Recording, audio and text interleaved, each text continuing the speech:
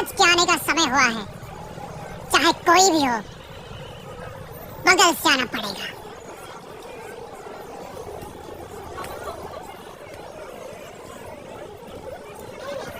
आप आगे आइए, कोई बात नहीं।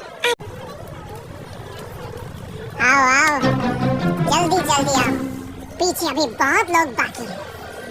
सबको आगे आना होगा।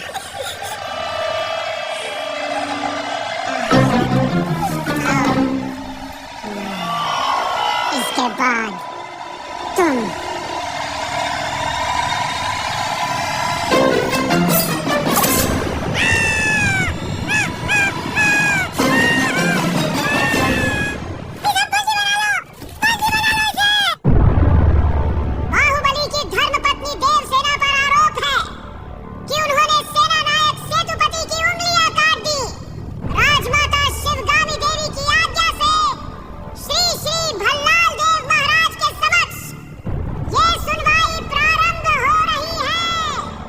अवश्य। देवसेना, क्या तुम्हें अपने अपराध के बारे में कुछ कहना है? किसी सुनवाई के बिना ही मुझे हथकड़ियां पहना दी गई और पहले ही निर्णय हो चुका है कि मैं अपराधी हूँ। ये कहाँ का न्याय है? तुम निर्दोष साबित होने तक अपराधी हो। यही माहिष्मति का दंड विधान है। आदिवासी भी जिन्हें घिनौना समझते हैं, उन तौर तरीकों को आप दंड विधान कहते हैं? तो ऐसे दंड विधान को आग लगा दीजिए। अपने न्याय शास्त्र को गंगा में बहा दीजिए। अपने शासन को सूली पर चढ़ा दीजिए। जिस राज्य की मति भ्रष्ट है, उसका माहिष्मति जैसा बड़ा नाम। देवसेना, इस महान साम्राज्य के बारे में अगर एक और अपशब्द भी निकाला, बड़ी बड़ी प्रतिमाओं और ऊंचे ऊंचे सिंहासनों से महान साम्राज्य नहीं बनता राजमाता। एक विशाल हृदय से बनता है। लगता है वो यहाँ किसी के पास नहीं। धिक्कार है। देख लिया महाराज, आपके सामने इतनी निर्लज्जता के साथ बात कर रही हैं, तो सोचिए मेरे सामने आपके बारे में कितनी तुच्छ बातें कही होंगी। सोच के देखिए महाराज।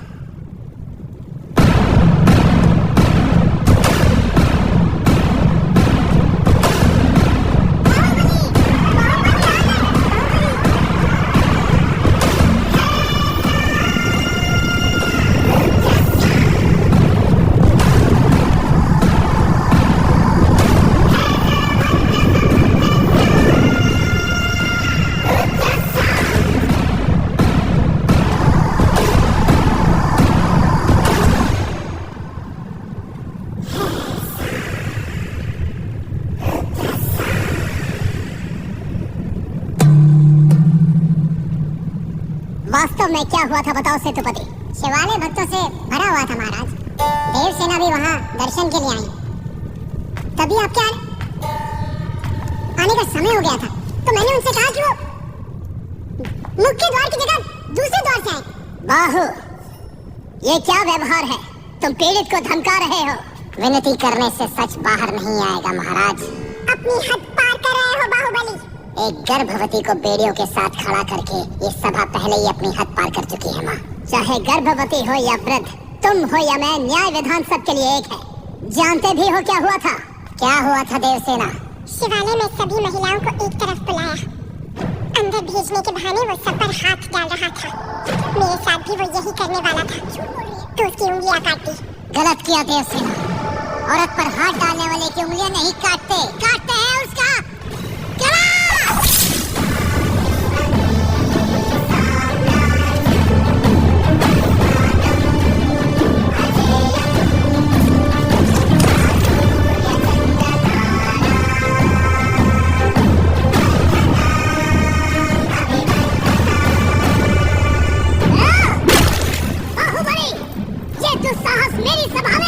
झूठ बोला तभी सेतुपति के शब्द लड़खड़ा गए। निर्दोष है तभी देवसेना ने निडर होकर सब सच कह दिया। सेतुपति दोषी साबित हुआ, उसका सर कट गया।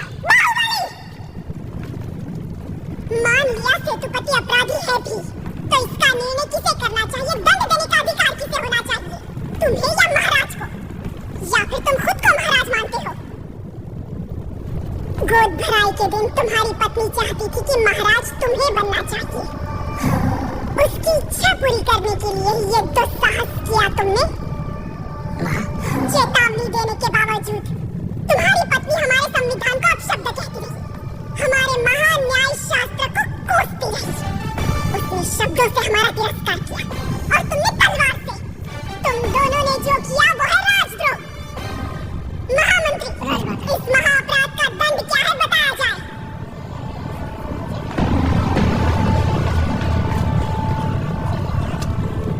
राजकुटुंब से यदि ऐसा अपराध होता है तो उन्हें राजमहल से सदा के लिए बहिष्कृत कर दिया जाए। राजमाता, इस पर अमल किया जाए। तुम दोनों अभी इसी क्षण इसी स्थिति में ये राज प्रांगण छोड़कर निकल जाओ।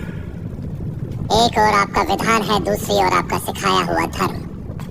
इन दोनों के बीच जो संघर्ष है उसमें मेरी तलवार धर्म की ओर झुक रही है। माँ, पद छीन लिया जाए या बहिष्कार कर दिया जाए, माहिष्मती की सेवा के लिए, उसकी रक्षा के लिए मैं हमेशा तैयार रहूंगा। इस समय तुम अकेले यहाँ क्या कर रहे हो? ये यहाँ क्यों आया है? क्षमा करें प्रभु, आज वो बच निकला। कल तक उसका सिर मेरे हाथ में होना चाहिए, वरना तुम्हारा सिर तुम्हारे हाथ में होगा।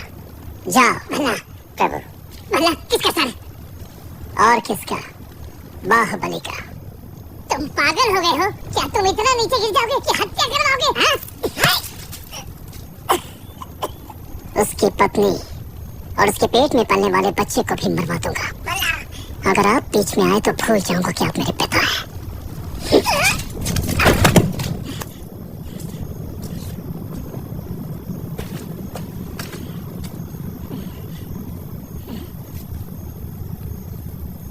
सुन लिया, मैं अपने बेटे को अच्छी तरह जानता हूँ।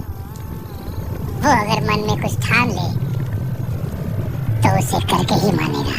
ये बाहुबली को तुरंत बताना चाहिए, वो मानेगा। बाहुबली कपट नहीं जानता, वो मानेगा नहीं कि उसका भाई इतना नीच है। अब सिर्फ एक ही रास्ता है। वो क्या है? वो तुम्हारे हाथ में है कुमार। मेरे हाथ में?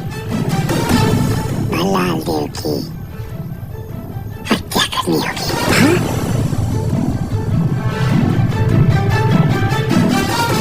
मना मत करना कुमार वर्मा। बाहुबली के लिए, देवसेना के लिए, उसके कोख में पल रहे बच्चे के लिए मेरे बेटे भल्लाल देव को मार दो। ठीक है,